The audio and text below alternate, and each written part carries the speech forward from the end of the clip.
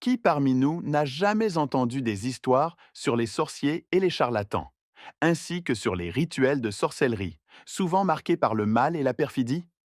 L'histoire que je vais vous raconter aujourd'hui aborde l'un des rituels de sorcellerie les plus sombres, dont la fin a été catastrophique. Bonjour à tous, je m'appelle Pierre et bienvenue sur la chaîne Mister Pierre. Avant toute chose, pour les nouveaux visiteurs, si vous êtes passionné par les histoires vraies, cette chaîne est faite pour vous. Je publie 2 histoires par semaine, tous les lundis et jeudis. N'oubliez pas de vous abonner et d'activer la cloche pour recevoir les notifications dès qu'une nouvelle histoire est publiée. Bien sûr, pensez aussi à mettre un j'aime. Maintenant, si vous êtes prêts, commençons. L'histoire d'aujourd'hui commence en 2005, dans un petit village nommé Clermont, situé dans l'État de l'Illinois. Une femme du nom d'Irinia Kotner y vivait. Irinia avait 34 ans et habitait dans un quartier calme. De jour, elle semblait être une personne ordinaire. Elle travaillait comme caissière chez Walmart et avait des amis, ce qui donnait l'impression d'une vie normale. Mais la nuit, Irinia faisait partie d'un groupe de 4 personnes pratiquant la sorcellerie, dont elle était la chef. Le groupe comptait aussi une jeune femme nommée Jenny, âgée d'une vingtaine d'années. Jenny avait été maltraitée par la famille avec qui elle vivait, et après avoir rencontré Irinia, elle s'était installée chez elle. Le groupe comprenait également Misty, une autre jeune femme de 23 ans, rencontrée par Irinia au travail. Elles étaient rapidement devenues amies, partageant un intérêt commun pour la sorcellerie. Misty louait une maison où vivait aussi un homme nommé Oscar Riquet, qui n'était qu'un ami. Misty avait présenté Oscar à Irinia et il avait rejoint leur groupe de sorcellerie. Chaque nuit, ils se retrouvaient pour pratiquer divers rituels sous la direction d'Irinia. Irinia leur lisait des incantations pour lever des malédictions, et tous invoquaient des esprits et démons. Elle leur répétait souvent qu'une malédiction lui avait été jetée, provoquant sa dépression et expliquant pourquoi, à 34 ans, elle n'avait toujours pas trouvé l'amour. Elle les mettait en garde, s'ils ne réussissaient pas à briser cette malédiction, elle les toucherait aussi, voire pire. Mais elle leur promettait de la lever, leur demandant patience et courage, en attendant que ces démons lui révèlent qui avait lancé cette malédiction. Une nuit, Irinia convoqua le groupe en urgence, affirmant que ces démons avaient identifié l'auteur de la malédiction, une sorcière maléfique de 17 ans nommée Lindsay Kissinger. Pour clarifier, le village de Clermont était peu peuplé, mais célèbre pour abriter de nombreux sorciers et sorcières qui se livraient une guerre acharnée de magie noire. Effrayés par la nouvelle, les membres du groupe demandèrent à Irinia ce qu'ils devaient faire. Elle leur répondit qu'ils devaient encore patienter, car ces démons n'avaient pas encore donné toutes les instructions. Depuis lors, ils continuaient leur rituel pour briser la malédiction, mais sans succès. Quelques jours plus tard, Irinia introduisit un nouveau membre dans le groupe, David Lenner, qui, selon elle, avait réussi à lever une malédiction par le passé. Le 22 août 2005, Irinia convoqua à nouveau le groupe chez elle, annonçant que ces démons avaient révélé la marche à suivre pour briser la malédiction. Et bien sûr, tout le monde se précipita chez Irinia, sauf Misty, qui était occupée par une tâche importante qu'elle devait absolument terminer cette nuit-là. Vers minuit, Ricky et David arrivèrent à la porte de la maison d'Irinia. Leur cœur battait avec une excitation intense, surtout Ricky qui déclara « Enfin, je vais pouvoir me débarrasser de cette malédiction qui hante ma vie. » Ils frappèrent à la porte et Irinia leur ouvrit, les regardant d'un air étrange, comme si elle n'était pas elle-même. Elle leur fit signe de la suivre à l'intérieur. Dès qu'ils entrèrent, ils remarquèrent que la maison était sombre, éclairée uniquement par la lumière des bougies, et l'encens dégageait une odeur forte, tandis que la fumée remplissait l'espace. Dans le salon, une grande cercle de bougies était disposée. Irinia demanda à Ricky et David de s'asseoir au centre de ce cercle de bougies, et demanda aussi à Ginny de s'y joindre. Pour rappel, Ginny était la jeune fille qui vivait avec Irinia. Ainsi commencèrent les rituels de sorcellerie. Irinia leur expliqua alors ce que ces démons lui avaient dit de faire pour briser la malédiction que Lindsay leur avait lancée. Au centre du cercle, Irinia avait placé 2 grandes bougies. Sur l'une, elle avait écrit Lindsay et sur l'autre Baby, signifiant bébé. Elle avait placé cette dernière bougie parce que la sorcière Lindsay, qui leur avait jeté cette malédiction, était enceinte. Maintenant, Au lieu de s'en prendre uniquement à Lindsay, Irenia et son groupe allaient également cibler l'enfant qu'elle portait. Car selon Irenia, cet enfant faisait partie de sa mère et représentait une partie intégrante de la malédiction. Irenia demanda à Ricky, David et Ginny de se concentrer uniquement sur ces deux bougies. Elle commença alors à réciter des incantations et des formules magiques. Tout le monde resta silencieux pendant un moment. Soudain, Irenia se mit à parler d'une voix étrange et rauque, un ton qu'il ne lui avait jamais entendu auparavant. Elle continua à invoquer les esprits et les démons pour qu'ils se rassemblent autour d'eux et les aident à briser la malédiction de Lindsay. Après un court silence, elle fixa Ricky et lui dit d'une voix rauque : « Cette malédiction atteindra ta famille si elle n'est pas brisée aujourd'hui. » En entendant cela, Ricky fut choqué et terrifié à la fois, ne s'attendant pas à ce que la malédiction touche sa famille et ses proches. Il demanda alors à Irenia : « Que devons-nous faire pour résoudre ce problème ? Dis-nous simplement ce qu'il faut faire. » David ajouta : « Je suis prêt à faire tout ce que tu demandes. » Ginny déclara également qu'elle était prête à accomplir ce qu'Irenia exigerait d'elle. Irenia les regarda, puis sortit de ses vêtements un objet enveloppé dans un tissu qu'elle tendit à Ricky. Lorsqu'il l'ouvrit, il découvrit un grand couteau. Ricky comprit immédiatement ce qu'il devait faire pour briser la malédiction : tuer la sorcière Lindsay Kessinger. Irenia resta silencieuse un instant, leva la tête vers le plafond, puis la baissa en fermant les yeux. Lorsqu'elle les rouvrit, elle reprit sa voix habituelle et déclara : « Mes démons vous ont dit que vous devez tuer Lindsay aujourd'hui, avant que ces deux grandes bougies ne s'éteignent. » Elle ajouta : « N'ayez pas peur. J'enverrai avec vous 5 démons pour vous aider et vous protéger. » Sur ce, Ricky, David et Ginny se levèrent pour quitter la maison. Avant qu'ils ne partent, Irenia leur toucha la tête pour leur donner sa bénédiction. Ils hochèrent la tête en signe d'acceptation et elle leur rendit le même geste. Ensuite, ils sortirent et montèrent dans la voiture, se dirigeant vers la maison de la sorcière Lindsay. La maison où Ricky, David et Ginny se rendaient appartenait à une femme appelée Jacqueline et à son fils Josh. Quand Josh était petit, sa mère l'avait abandonné et il avait grandi avec son père. Après la mort de ce dernier, Josh, qui n'avait jamais vraiment connu sa mère, ressentait toujours un désir profond de la rencontrer, de comprendre ce que signifiait l'amour maternel. Pourtant, chaque fois qu'il se rappelait qu'elle l'avait abandonné, il chassait ses pensées de son esprit. À l'âge de 21 ans, Josh s'était enrôlé dans l'armée américaine, qui prévoyait de l'envoyer à l'étranger. Avant de partir, il se dit : « Je dois rencontrer ma mère et passer du temps avec elle. Je pourrais mourir dans une bataille sans jamais l'avoir connue ou même vue. » Josh partit donc en voyage à la recherche de sa mère, jusqu'à ce qu'il réussisse à la retrouver à Clermont, ce petit village dont je vous ai déjà parlé. La mère de Josh y vivait avec son compagnon. Lorsqu'il la rencontra pour la première fois, un mélange de colère et de tristesse l'envahit. Il se mit alors à la réprimander et à lui reprocher de l'avoir abandonnée. La mère de Josh éclata en sanglots et lui demanda pardon pour ce qu'elle avait fait. Rapidement, le cœur de Josh s'adoucit et il lui pardonna. Après avoir accepté les excuses de sa mère, celle-ci lui proposa de venir vivre avec elle et son compagnon. Josh accepta immédiatement, car il avait toujours rêvé de ressentir l'amour maternel qui lui avait tant manqué depuis son enfance. Cependant, lorsqu'il rassembla ses affaires et se rendit à la maison où vivait sa mère, il découvrit qu'il n'était pas seul. En effet, il partageait leur maison avec le fils du compagnon de sa mère, qui s'appelait Jackie et avait 24 ans, ainsi que la compagne de ce dernier, Lindsay, une jeune sorcière de 17 ans, enceinte à l'époque. Bien que la maison soit un peu encombrée et que Josh ne s'attendait pas à trouver autant de monde sous le même toit, cela ne le dérangea pas. Voyant que Josh s'installait avec eux, Jackie et Lindsay rassemblèrent toutes leurs affaires pour emménager au sous-sol, après avoir fait quelques modifications, et laissèrent leur chambre à Josh. Jackie et Lindsay formaient un couple gentil et attentionné. Ils n'hésitèrent pas à lui céder leur chambre afin qu'il puisse se rapprocher de sa mère et reconstruire leur relation. La nuit où le groupe d'Irenia se dirigeait vers la maison de Lindsay pour la tuer, Josh avait dîné avec sa mère. Après avoir terminé, ils discutèrent un peu. Puis, vers minuit, Josh alla se coucher, tout comme sa mère. Le compagnon de sa mère était absent ce soir-là, car il travaillait. Jackie et Lindsay, quant à eux, étaient au sous-sol.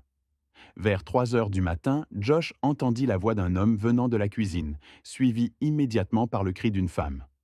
C'était sa mère. Il se précipita vers la cuisine et trouva un homme vêtu entièrement de noir, portant également un masque noir, en train d'agresser sa mère et de la frapper au ventre.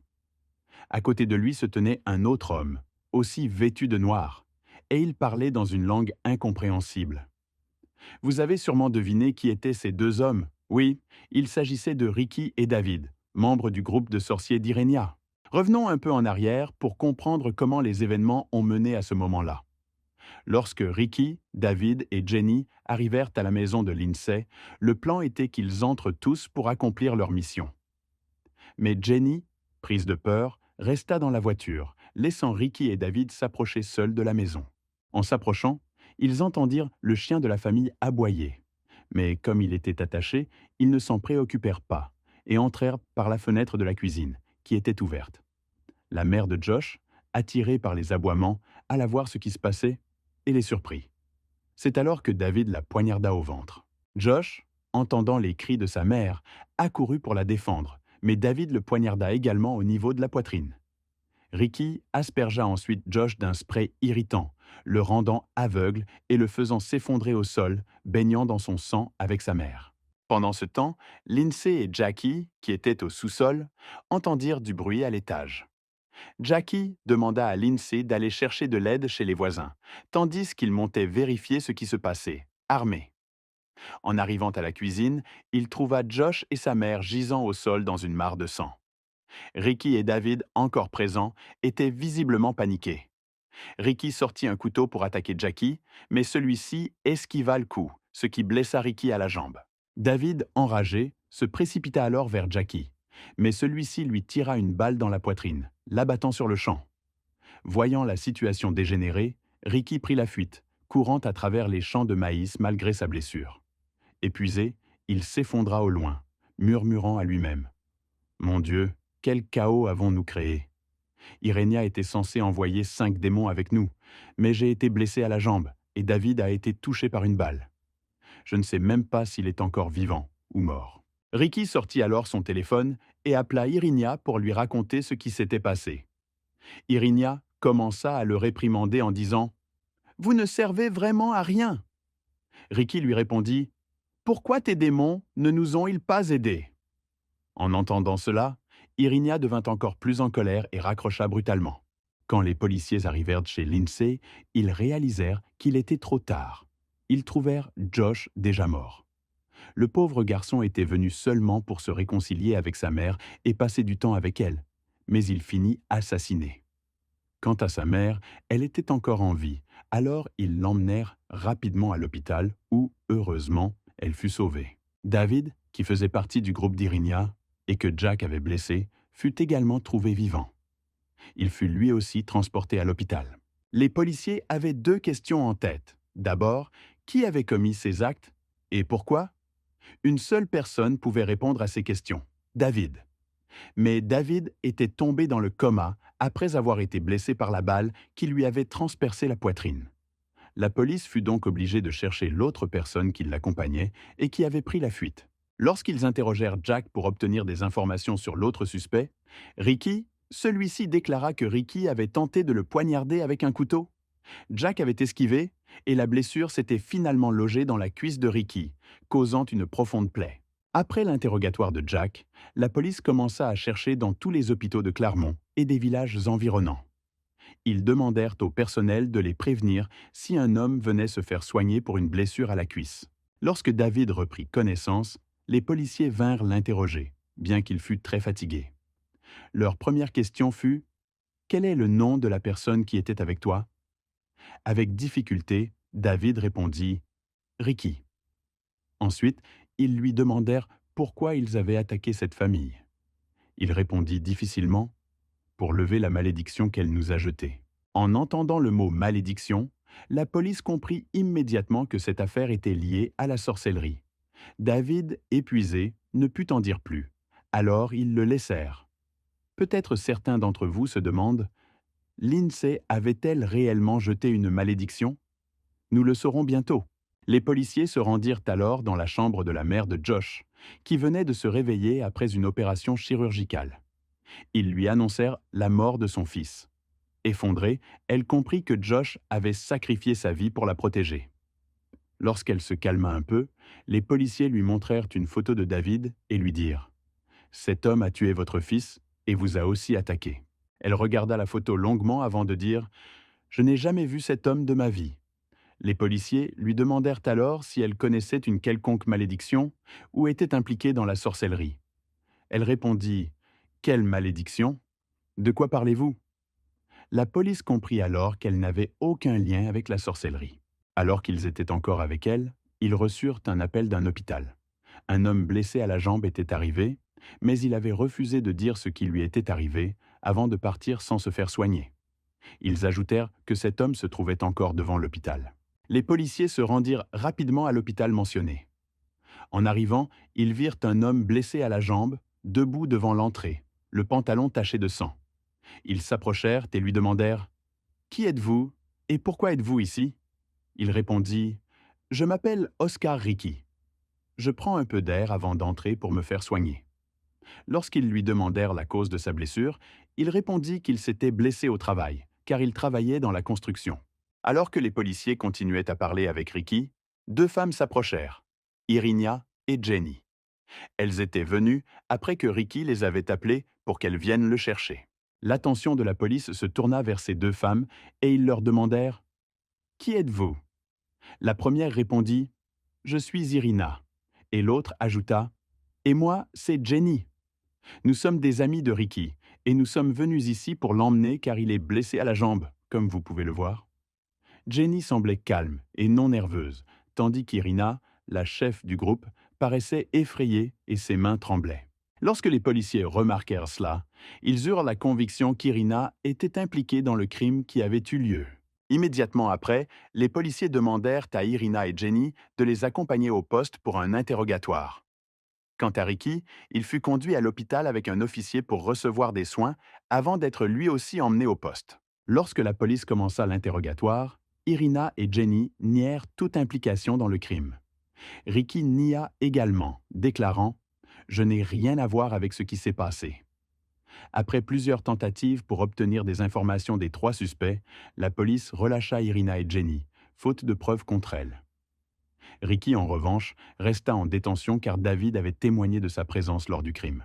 Les policiers décidèrent ensuite de se rendre chez Ricky pour interroger ses colocataires ou voisins afin de recueillir davantage d'informations. À leur arrivée, ils frappèrent à la porte, qui fut ouverte par Misty, la jeune femme qui habitait avec Ricky et membre du même groupe ésotérique dirigé par Irina. Les policiers entrèrent dans la maison et interrogèrent Misty à propos de Ricky, Irina et Jenny. Misty déclara qu'elle connaissait Ricky uniquement parce qu'ils vivaient ensemble et nia toute connaissance d'Irina et Jenny. Pendant l'interrogatoire, les policiers remarquèrent 3 livres de magie posés sur une table. Ils se souvinrent alors des propos de David, qui avait mentionné une malédiction lancée par une femme qu'il voulait tuer. Cela renforça leurs soupçons envers Misty. Les policiers demandèrent donc à Misty de les accompagner au poste pour poursuivre l'interrogatoire. Là, sous pression, Misty avoua qu'elle connaissait Ricky, Irina et Jenny depuis 4 ans et qu'ils pratiquaient tous ensemble la sorcellerie. Elle révéla qu'Irina Kuttner était leur leader. Au début, ils réalisaient seulement des rituels ordinaires, mais à partir de 2005, Irina leur avait annoncé qu'ils étaient maudits par une certaine Lindsay Castinger, une sorcière dangereuse, et que leur vie serait ruinée s'ils ne brisaient pas cette malédiction. Les policiers comprirent alors que David et Ricky étaient allés chez Lindsay pour la tuer, persuadés qu'elle avait jeté une malédiction qui détruirait leur vie selon les dires d'Irina. Ils soupçonnèrent qu'Irina avait des problèmes personnels avec Lindsay et avait manipulé le groupe pour la tuer, en inventant cette histoire de malédiction. En enquêtant plus profondément, la police découvrit qu'il ne s'agissait en réalité que d'une affaire de jalousie. En 2001, Irina avait eu une relation de 4 ans avec un jeune homme nommé Jackie, de 10 ans son cadet. En 2005, il l'avait quittée pour une femme plus jeune, Lindsay Castinger, qui était enceinte de lui. Irina, rongée par la jalousie, avait alors élaboré ce plan pour tuer Lindsay et son bébé, espérant ainsi récupérer Jackie. Elle avait exploité la crédulité des membres du groupe qui exécutaient tout ce qu'elle leur demandait. Lors d'un nouvel interrogatoire, Ricky finit par avouer qu'Irina l'avait convaincu que Lindsay leur avait jeté un sort. La question restait, pourquoi avaient-ils attaqué Josh et sa mère? Ricky expliqua qu'en entrant dans la cuisine, dans l'obscurité, ils avaient cru que la mère de Josh était Lindsay. Lorsqu'ils l'avaient poignardée, Josh avait tenté de la défendre et il l'avait attaquée également. À la fin, les membres de ce groupe ont compris qu'il n'y avait ni talisman ni malédiction, mais qu'Irenia les avait simplement trompés pour retrouver son bien-aimé. Pourtant, ils n'ont pas perçu la manipulation d'Irenia avant qu'il ne soit trop tard. Passons maintenant au verdict. Le 25 octobre 2006, le tribunal a condamné Irenia à 57 ans de prison. Ricky, Jenny et Misty ont témoigné contre elle. Pensez-vous qu'Irenia ait regretté ou ressenti de la tristesse pour ce qu'elle avait fait? Non. Au contraire, lorsqu'elle a entendu le jugement, elle a commencé à lancer des insultes au juge. Quant à Ricky, il a été condamné à 20 ans de prison. Il purgera sa peine jusqu'en 2027, année où il aura 56 ans. Jenny, elle, a écopé de 32 ans de prison et sera libérée en 2040, à l'âge de 53 ans. Imaginez, elle est entrée en prison dans la vingtaine et passera presque toute sa vie derrière les barreaux jusqu'au début de la soixantaine. Misty, bien qu'elle n'ait pas été présente la nuit du crime, était au courant de tout ce qui s'était passé. Elle a été condamnée à 7 ans de prison et a été libérée après avoir purgé sa peine en 2013. Quant à David, il est décédé à l'hôpital 6 mois après son admission, des suites de la balle qui lui avait transpercé la poitrine. C'était l'histoire d'aujourd'hui. Merci beaucoup de l'avoir suivi jusqu'à la fin. Comme d'habitude, on se retrouve pour une nouvelle histoire. Prenez soin de vous.